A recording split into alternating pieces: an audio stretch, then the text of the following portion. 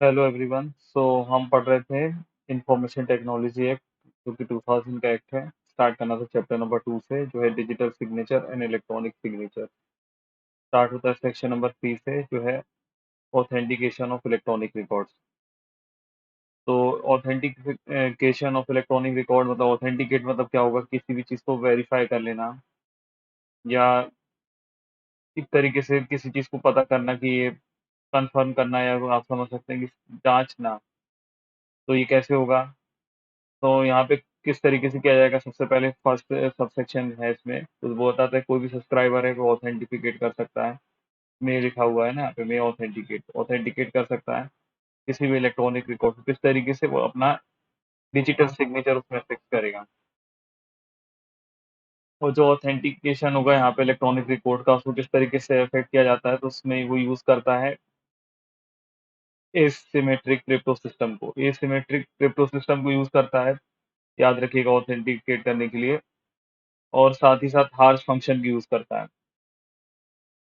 और उसके बाद फिर जो है किस चीज़ के लिए करता है, तो वो जिसको करके वो क्या करेगा, एनवेलप करेगा या फिर ट्रांसफॉर्म करेगा, मतलब एक जगह से दूसरी जगह भेजने के लिए।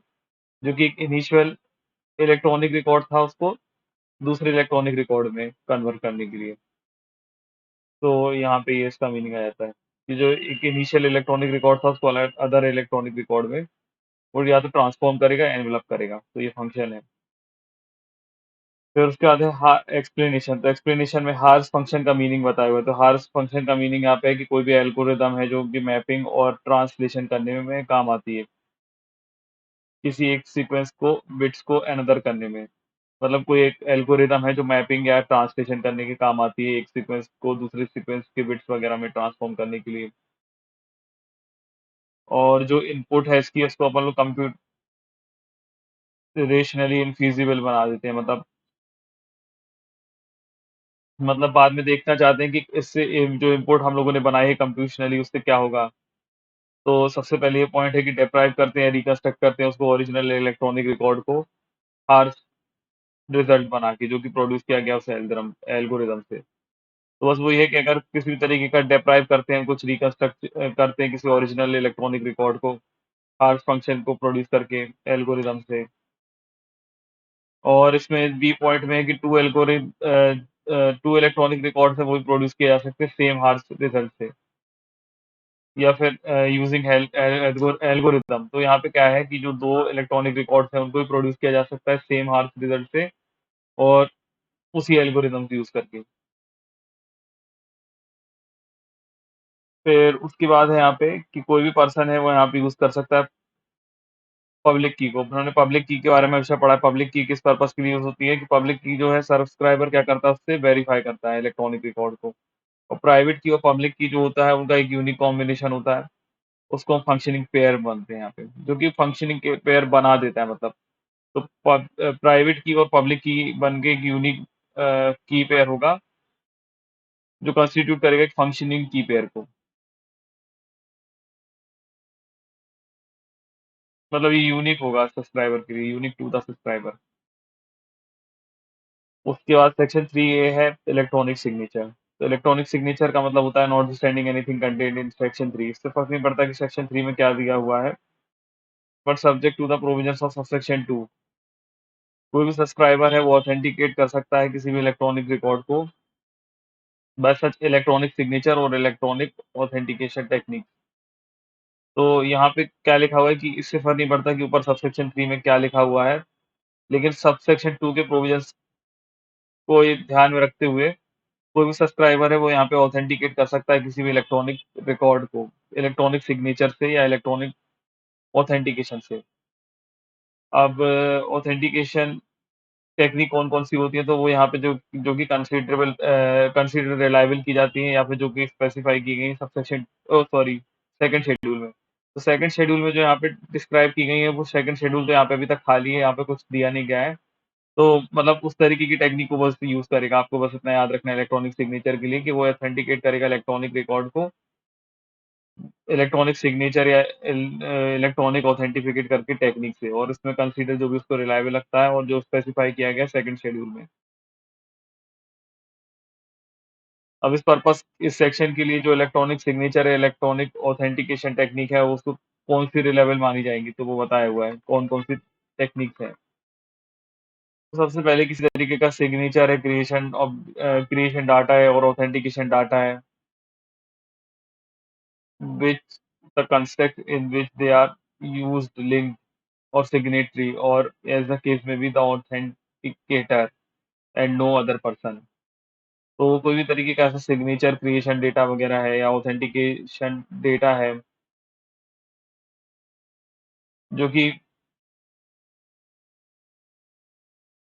विद इन कंटेक्स्ट है, मतलब विद उसी कंटेक्स्ट में है जिसमें वो यूज़ किया जाना है, लिंक किया जाना है, सिग्नेटरी किया जाना है, एज़ द केस में बी। और जो ऑथेंटिकेटर है, उसके अलावा कोई और पर्सन नहीं है।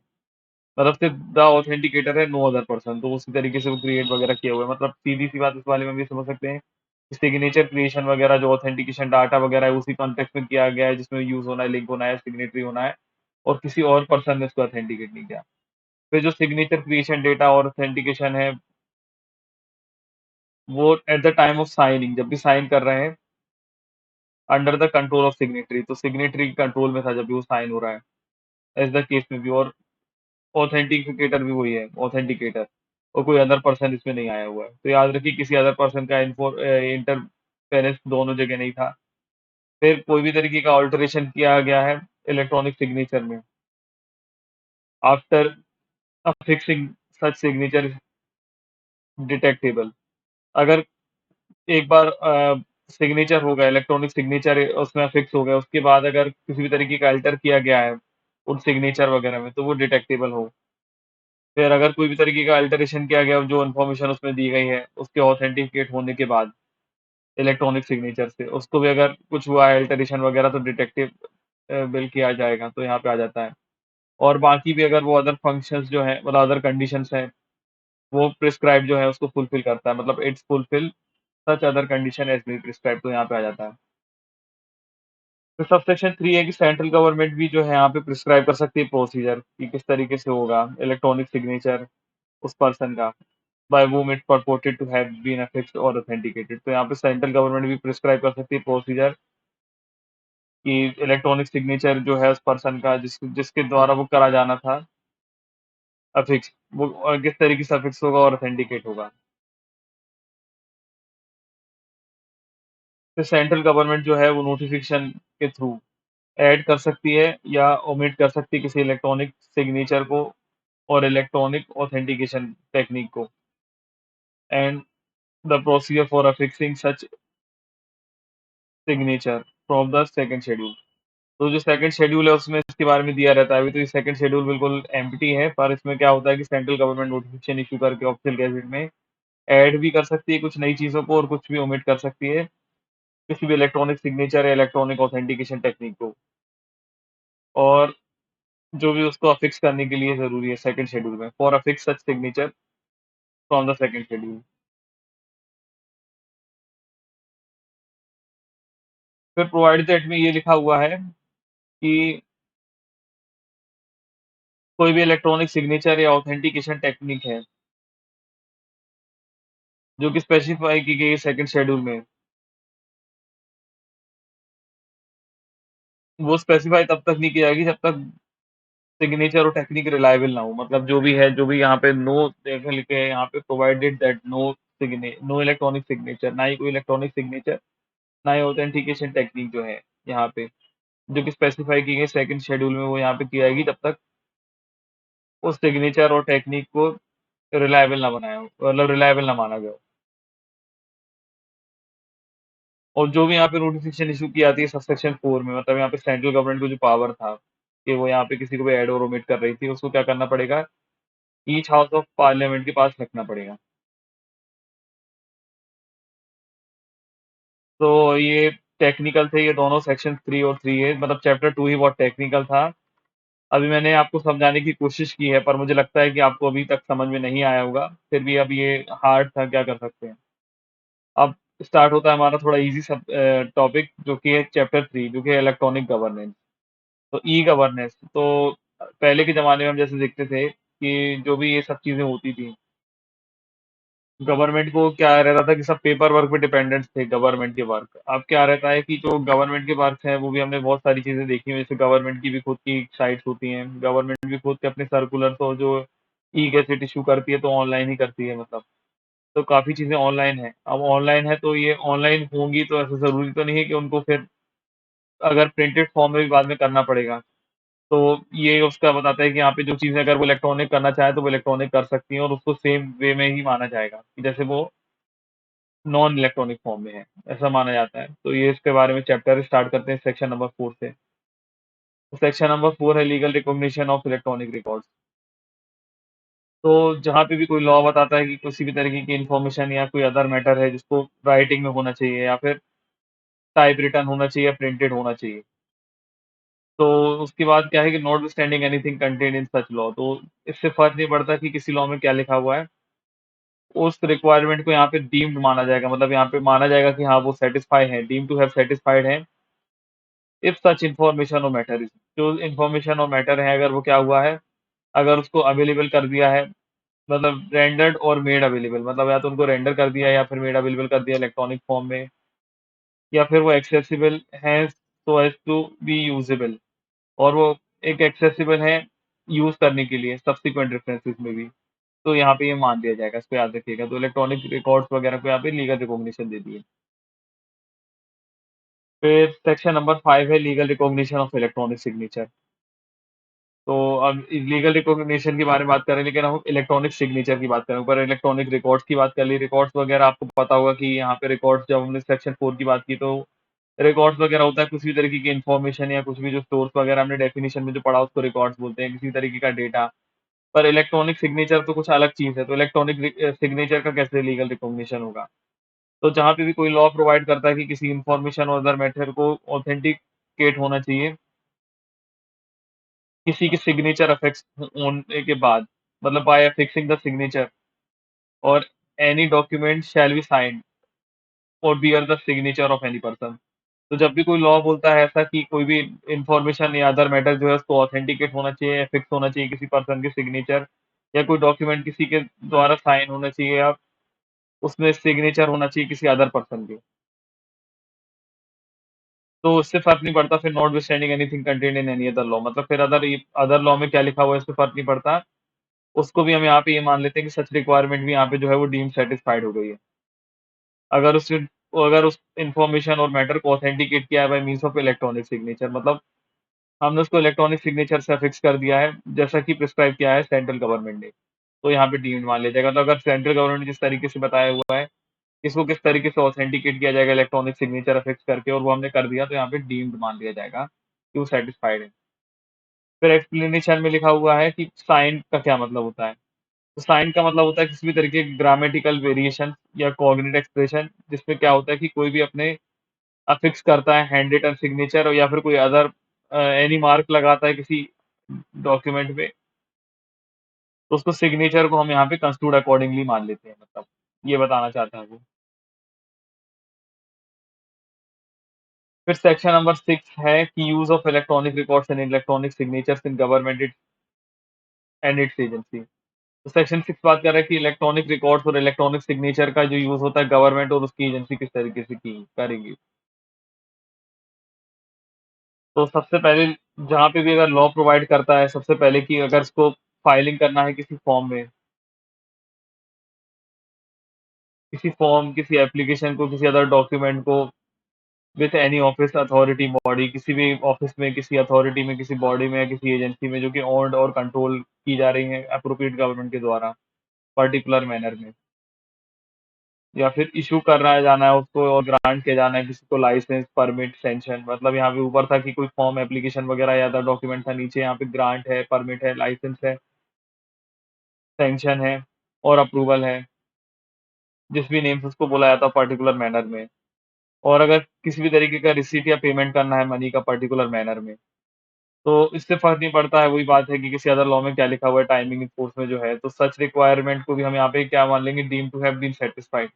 उसको भी हम यहाँ पे क्या मान लेते हैं कि सेटिस्फाइड है इफ सच फाइलिंग, जो कि फाइलिंग, इशू, ग्रांट, रिसिप्ट और पेमेंट वगैरह जो था, जो भी हम यहाँ पे तीनों में पढ़ते आए हैं, एज़ द केस में उसको अफेक्ट किया गया उन मीन्स के द्वारा जो कि उस इलेक्ट्रॉनिक फॉर्म में है, जैसा कि प्रिस्क्राइब किसने किया है, एप्रोप्रिएट गवर्नमेंट ने। मतलब अगर किसी भी बंदे ने अगर इस तरीके से ऐसा काम कर दिया है पूरी तरीके से कि फाइल वगैरह अच्छे से कर दिया, इश्यू कर दिया, ग्रांट कर दिया है, रिसिप्ट और पेमेंट वगैरह जो भी कुछ करना था इलेक्ट्रॉनिक फॉर्म में, और उस तरीके से किया है जैसे कि प्रिस्क्राइब करने के लिए एप्रोप्रिएट गवर्नमेंट ने बोला था, मतलब जैसा कि एप्रोप्रिएट गवर्नमेंट ने प्रिस्क्राइब किया था, तो उसको यहाँ पे डीम्ड सेटिस्फाइड मान लेंगे। अब लेकिन जो एप्रोप्रिएट गवर्नमेंट है सबसेक्शन 1 के लिए वो रूल्स वगैरह बना के प्रिस्क्राइब कर सकते हैं कि क्या मैनर और फॉर्मेट रहेगा इलेक्ट्रॉनिक रिकॉर्ड्स को फाइल करने के लिए, क्रिएट करने के लिए और इश्यू करने के लिए।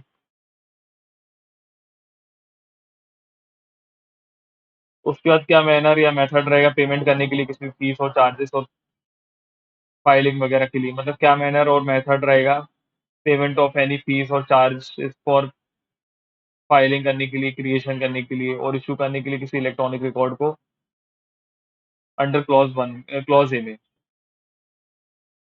मतलब वो एक तरीके से दूसरे क्लॉज में ये बता रहा है कि मैनर बता सकते हैं या मेथड बता सकते हैं किस तरीके से फी वगैरह पे किए जाएंगे, चार्जेस वगैरह पे किए जाएंगे फाइलिंग, क्रिएशन और इशू करने के लिए किसी इलेक्ट्रॉनिक रिकॉर्ड को, जो कि क्लॉज में बताया हुआ है। फिर सेक्शन 6A है जो कि बात करता है delivery of services by service provider. तो अप्रोप्रिएट गवर्नमेंट जो है वो for the purpose of this chapter, appropriate government इस चैप्टर के लिए एफिशिएंट सर्विसेज को डिलीवरी वगैरह कराने के लिए पब्लिक को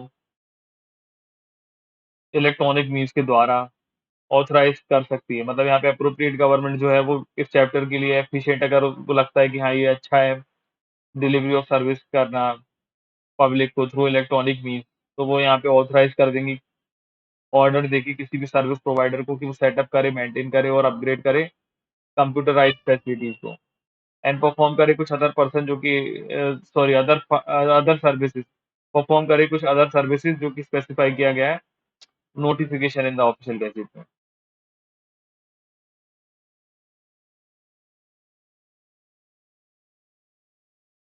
फिर उसके बाद for the purposes of this section, इस सेक्शन के लिए यहाँ पे सर्विस प्रोवाइडर जो कि ऑथराइज किए गए हैं उसमें कौन कौन इंक्लूड होते हैं, तो इंक्लूड होता है किसी भी तरीके का इंडिविजुअल भी हो सकता है, प्राइवेट एजेंसी भी हो सकती है, प्राइवेट कंपनी हो सकती है, पार्टनरशिप फर्म हो सकती है, सोल प्रोपराइटर फर्म हो सकती है, या फिर कोई अदर बॉडी और एजेंसी हो सकती है जिसको यहाँ पे परमिशन ग्रांट की गई है अप्रोप्रिएट गवर्नमेंट के द्वारा कि वो ऑफर कर सकती है सर्विसेज इलेक्ट्रॉनिक मीन्स से in accordance with the policy, जो कि मतलब जो वो सर्विसेज वगैरह यहाँ पे इलेक्ट्रॉनिक मीन्स से ऑफर कर सकती है और जो कि इन अकॉर्डेंस है, मतलब उसके अकॉर्डिंग है, जो कि पॉलिसी गवर्न करती है सर्विस सेक्टर को।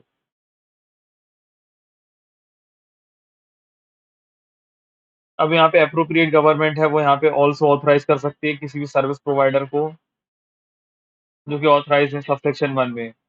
अप्रोप्रिएट गवर्नमेंट यहाँ पे ऑल्सो ऑथराइज कर देगी कुछ सर्विस प्रोवाइडर वगैरह को जो कि ऑथराइज होते हैं सबसेक्शन 1 में कि वो कलेक्ट भी कर सकते हैं, रिटेन भी कर सकते हैं, अप्रोप्रिएट कर सकते हैं कुछ भी सर्विस चार्जेस, कुछ भी नहीं मतलब such service charges as may prescribed by the appropriate government, जो कि अप्रोप्रिएट गवर्नमेंट ने स्पेसिफाई किए हैं for the purpose of providing service, की जो सर्विसेज वगैरह प्रोवाइड करने के लिए उनको लगते हैं from the person availing such services. तो यहाँ पे आप सीधा-सीधा मतलब याद रखिए कि जब हमने एप्रोप्रिएट गवर्नमेंट ने यहाँ पे किसी पर्टिकुलर इन लोगों को ऑथराइज़ कर दिया कि ये लोग ये इन्फॉर्मेशन वगैरह क्या कर सकते हैं, ऑफ़र कर सकते हैं सर्विस वगैरह। तो अब एप्रोप्रिएट गवर्नमेंट जो है वो सर्विस प्रोवाइडर्स को ही ऑथराइज़ कर देगी, मतलब इन लोगों को ही ऑथराइज़ कर देगी कि ये लोग जो हैं किसी भी इन्फॉर्मेशन कलेक्ट करने के लिए, रिटेन करने के लिए या एप्रोप्रिएट सर्विस चार्जेस वगैरह जो लेना चाहें वो ले सकते हैं। मतलब जैसा कि प्रिस्क्राइब किया हो एप्रोप्रिएट गवर्नमेंट ने, मतलब उस हिसाब से। और किस लिए? क्योंकि यहाँ पे वो प्रोवाइड कर रहे हैं वो सर्विसेज़ वगैरह जो भी पर्सन यहाँ पे उनसे माँग रहा है, वो सर्विस वगैरह प्रोवाइड करने के लिए, मतलब जो इन लोगों से ये चीज़ें माँगी जा रही हैं, तो ये लोग ये चीज़ें प्रोवाइड कर रहे हैं। तो इन चीज़ों को प्रोवाइड करने के लिए जो सर्विस वगैरह दे रहे हैं, तो उसका चार्ज भी ये लोग डिफाइन कर सकते हैं, लेकिन जैसा कि गवर्नमेंट ने प्रिस्क्राइब किया उस हिसाब से, कि क्या हो किसी पर्टिकुलर पर्सन को वो चार्ज देना पड़ेगा।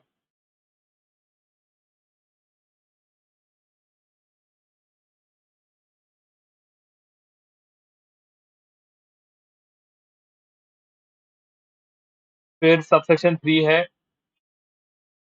कि जैसा कि सबसेक्शन 2 में बताया हुआ है, एप्रोप्रिएट गवर्नमेंट जो है वो ऑथराइज़ कर देगी कि जो सर्विस प्रोवाइडर्स है वो कलेक्ट कर सकते हैं, रिटेन कर सकते हैं एप्रोप्रिएट चार्जेस और other things under this section में, तो उसमें इससे फर्क नहीं पड़ता, मतलब notwithstanding the fact that no express provision under this act, मतलब इससे कुछ फर्क नहीं पड़ेगा कि इस एक्ट की प्रोविजंस में मतलब कोई एक्सप्रेस प्रोविजन नहीं है इस एक्ट में, रूल रेगुलेशन और नोटिफिकेशन में, कि जो सर्विस प्रोवाइड की जा रही है कलेक्ट रिटेन अप्रोप्रिएट करने के लिए चार्जेस वगैरह सर्विस प्रोवाइडर्स के द्वारा।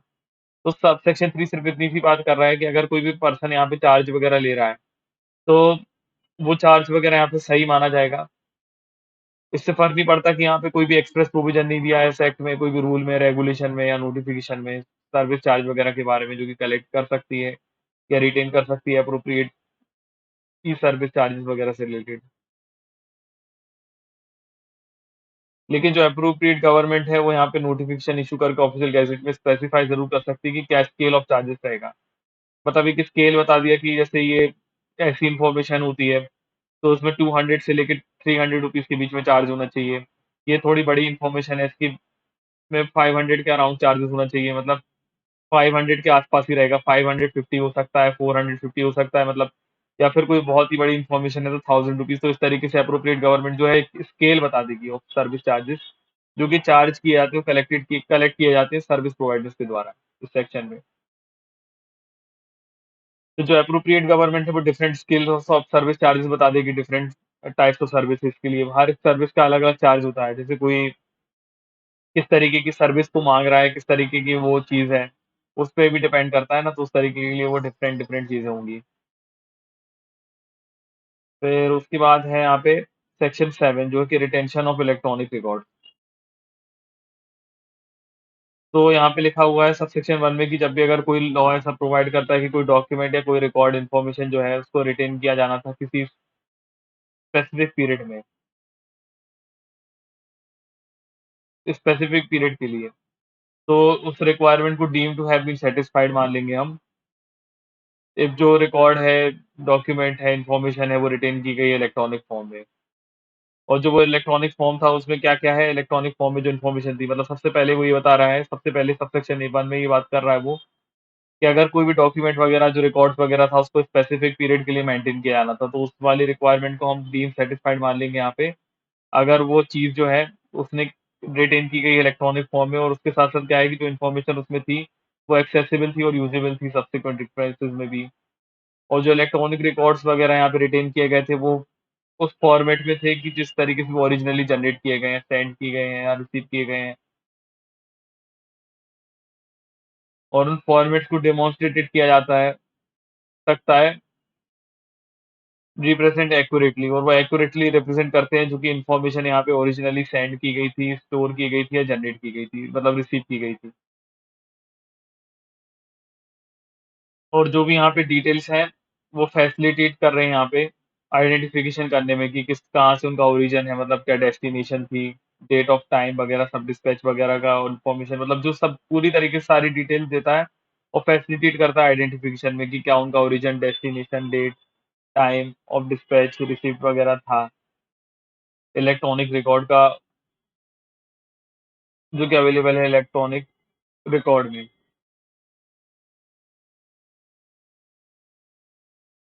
फिर प्रोवाइडेड डेट में लिखा हुआ है this clause does not apply to any information, तो ये जो क्लॉज है ये किसी भी इन्फॉर्मेशन में अप्लाई नहीं होता जो कि ऑटोमेटिकली जनरेट हो जाती है solely for the purpose of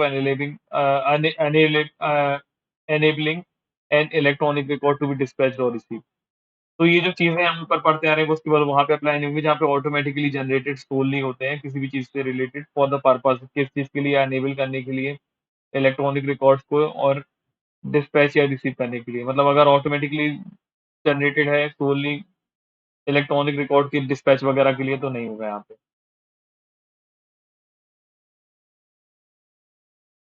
So nothing in this section shall apply to any law any law expressly provides for the retention of document record information in the electronic record। तो ये चीज़ें वहाँ पे apply नहीं होती जहाँ पे कोई लॉ ऐसा है जहाँ पे वो एक्सप्रेसली बताता है कि किसी चीज़ का रिटेंशन डॉक्यूमेंट और रिकॉर्ड्स इन्फॉर्मेशन वगैरह का इलेक्ट्रॉनिक रिकॉर्ड्स में ही होना चाहिए। तो वहाँ पे तो वो लॉ से चीज़ें चलेंगी। यहाँ तो हम डीम्ड वाले के लिए बात कर रहे थे। तो ये चीज़ें वहाँ अप्लाई नहीं होती जहाँ पे एक्सप्रेसली प्रोवाइड किया हुआ है कि जो रिटेंशन है रिकॉर्ड्स, डॉक्यूमेंट्स, इन्फॉर्मेशन वगैरह उनको इलेक्ट्रॉनिक रिकॉर्ड में ही होना चाहिए।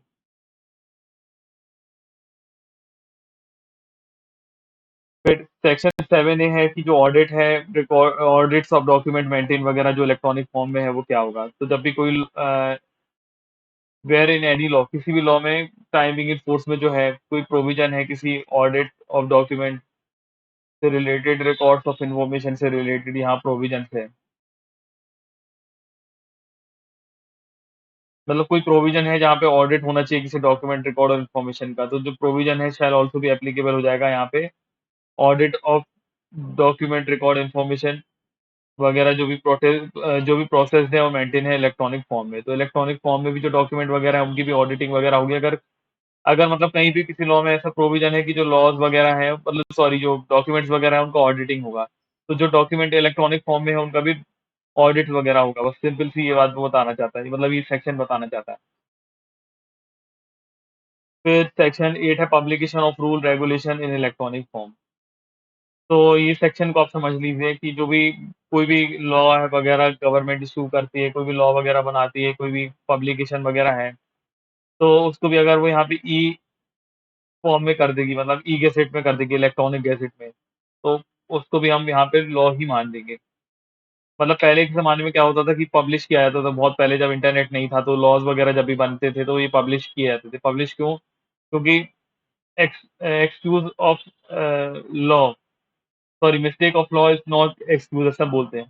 तो मतलब होता है कि लॉ ऑफ लैंड एवरीवन, हर किसी को पता होना चाहिए। तो लॉ किसी को कैसे पता होगा? जब उस लॉ का पब्लिकेशन होगा, मतलब जब वहाँ पे उस जगह पे उस लॉ का सर्कुलेट तो कर दिया गया होगा कि यहाँ पे ये लॉ इस तरीके से एप्लीकेबल है, तो उस लॉ का एक्सेस होना चाहिए पब्लिक को। मतलब सिंपल सी बात थी। लेकिन अब एक इंटरनेट का ज़माना है, अब इंटरनेट का ज़माना है, तो उसमें क्या होता है कि सारे लॉज़ जो है अब डायरेक्टली पब्लिश नहीं किए जाते हैं, जैसे पहले की पब्लिश किए जाते थे, अब उनको ऑनलाइन पब्लिश किया जाता है। मतलब पब्लिश तो किया जाता है, लेकिन पब्लिश किस मैटर से किया जाता है? जैसे पहले पब्लिश किया जाता होगा तो पहले कुछ बुक्स वगैरह में होता होगा, कुछ जर्नल्स वगैरह इश्यू की जाती होंगी, न्यूज़पेपर में लिखा होता होगा, उनके बारे में सर्कुलेट किया जाता होगा। लेकिन अब ये नया मॉडर्न ज़माना है, तो यहाँ पे क्या होता होगा? तो यहाँ पे वेयर कोई भी लॉज़ अब यहाँ पे पढ़ लेते हैं, तो where any laws provide that any rule, अब अगर कोई भी लॉ प्रोवाइड करता है कि कोई भी rule, regulation, order, by law, notification और कुछ अदर मैटर्स जो कि पब्लिश किए गए हैं किसी ऑफिशियल गैज़ेट में, और वो रिक्वायरमेंट है, तो उस रिक्वायरमेंट को हम यहाँ पे डीम टू हैव सैटिस्फाइड मान लेंगे। अगर उस रिक्वायरमेंट को हम यहाँ पे डीम सैटिस्फाइड मान लेंगे, अगर वो जो rule, regulation, order, bylaws, notification वगैरह जो पब्लिश कर दिए गए हैं कहाँ पे? ऑनलाइन गैज़ेट में, सॉरी, मतलब ऑफिशियल गैज़ेट में और इलेक्ट्रॉनिक गैज़ेट में। मतलब उसको पब्लिश कहाँ पे कर दिया गया? अगर ऑफिशियल गैज़ेट में या इलेक्ट्रॉनिक गैज़ेट में, तो मान लिया जाएगा। फिर प्रोवाइडेड दैट में लिखा हुआ है कि जो भी कोई rule, regulation, order, bylaws, notification वगैरह अदर मैटर्स जो कि हैं पब्लिश किए गए हैं ऑफिशियल गैज़ेट में, इलेक्ट्रॉनिक गैज़ेट में, the date of publication shall deem to be the date in which the first published in any form. अब अगर कोई भी रूल, रेगुलेशन, बाय-लॉज़, नोटिफिकेशन वगैरह या अदर मैटर्स जो कि पब्लिश किए गए हैं ऑफिशियल गैज़ेट में या इलेक्ट्रॉनिक रिकॉर्ड में, तो यहाँ पे क्या होगा? यहाँ पे सिंपल सी बात है, सिर्फ़ इतनी सी बात यहाँ पे बताई गई है कि उन पब्लिकेशन को हम यहाँ पे मान लिए जाएँगे कि जिस दिन फर्स्ट डे पे वो पब्लिश किए गए हैं, उसी दिन की डेट ऑफ पब्लिकेशन उसकी मान लेंगे। तो पब्लिकेशन की डेट यहाँ पे डीम्ड मान लेंगे वो जिस दिन फर्स्ट पब्लिश हुए थे उस फॉर्म में।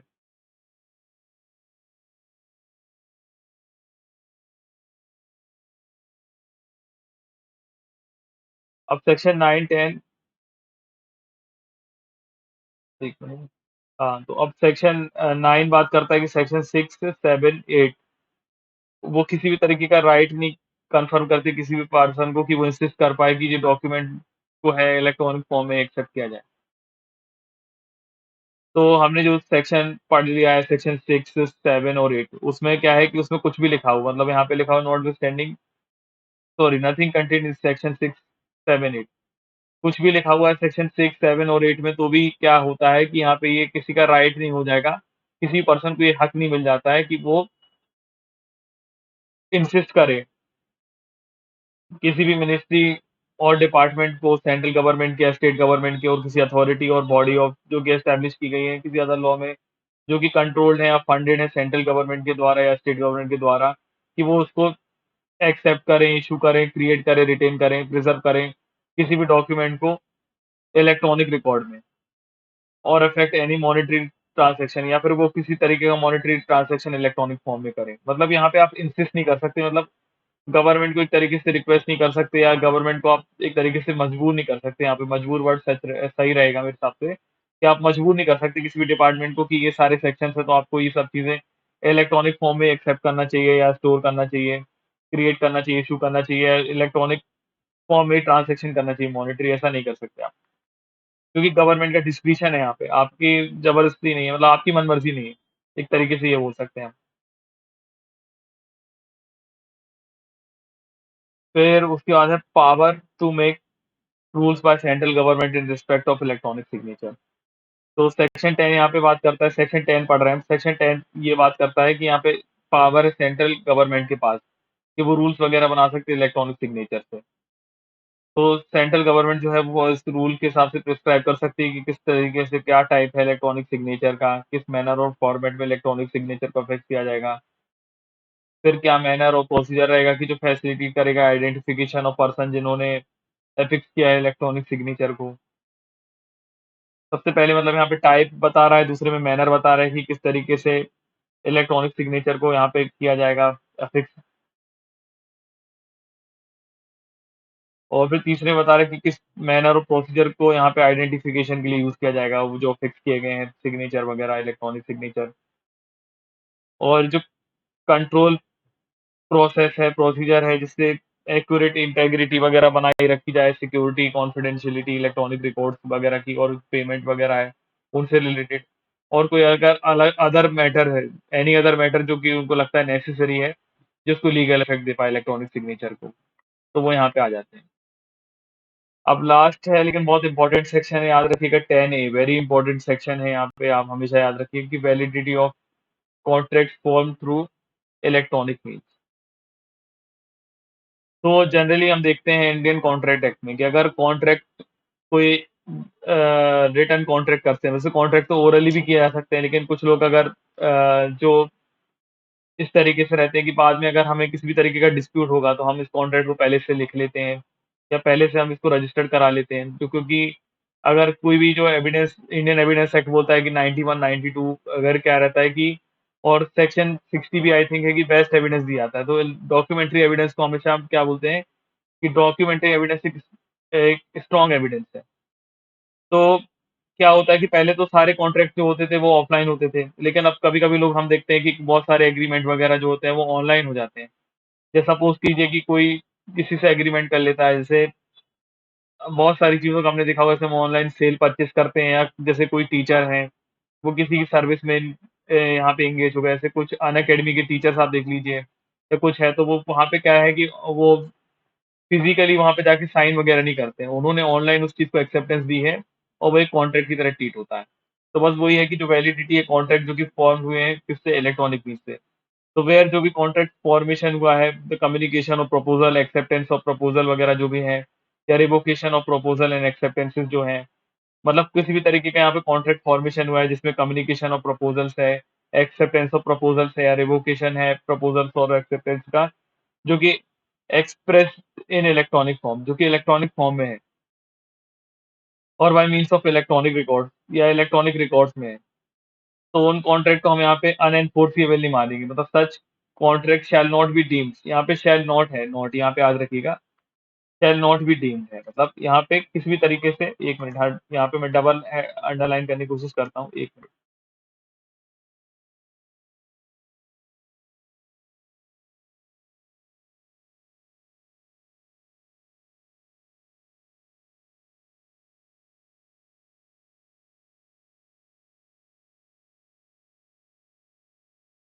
एक मिनट, हाँ, थोड़ा टाइम लग रहा है।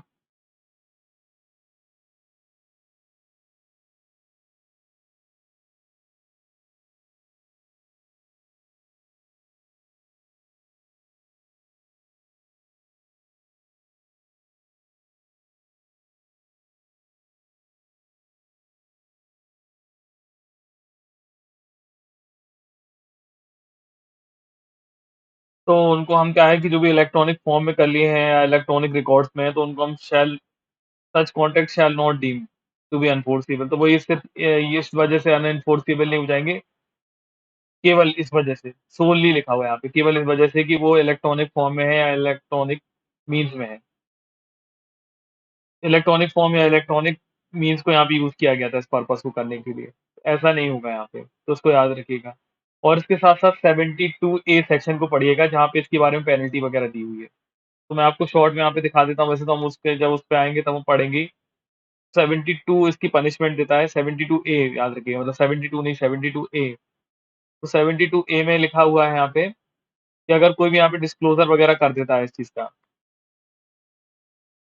टाइमिंग इन फोर्स जिसके पास भी जो इसमें इंटरमीडिएटरी वगैरह भी लोग जो हैं, सर्विस प्रोवाइडर वगैरह हैं, जो लॉफुल कॉन्ट्रैक्ट वगैरह के यहाँ पे सर्विस दे रहे थे और उनको सिक्योर्ड एक्सेस वगैरह करने के लिए यहाँ पे बोला गया था किसी पर्सनल इन्फॉर्मेशन या अदर पर्सन को, और उनको ये पता था कि ये इंटेंट है और नोइंग मतलब जानबूझ के उन्होंने यहाँ पे क्या किया, रॉन्गफुल लॉस किया और रॉन्गफुल गेन किया किसी तरीके का डिस्क्लोज़र वगैरह करके। जो पर्सन कंसर्न्ड है उनके बिना कंसेंट लिए, और तो उन्होंने या फिर कोई ब्रीच ऑफ लॉफुल कॉन्ट्रैक्ट किया है उन्होंने और जो भी मटेरियल है अदर पर्सन का, तो उसको यहाँ पे किया जाएगा इम्प्रिज़नमेंट। कितना दिया जाएगा? एक्सटेंड टू 3 ईयर्स, 3 साल तक का उनको इम्प्रिज़नमेंट हो सकता है और फाइन लगाया जा सकता है जो कि 5 लाख रुपीज़ तक का होगा या फिर दोनों। तो आज हमने यहाँ पे चैप्टर नंबर 3 तक पढ़ लिया है। अब नेक्स्ट वीडियो में हम चैप्टर नंबर 4 से देखेंगे।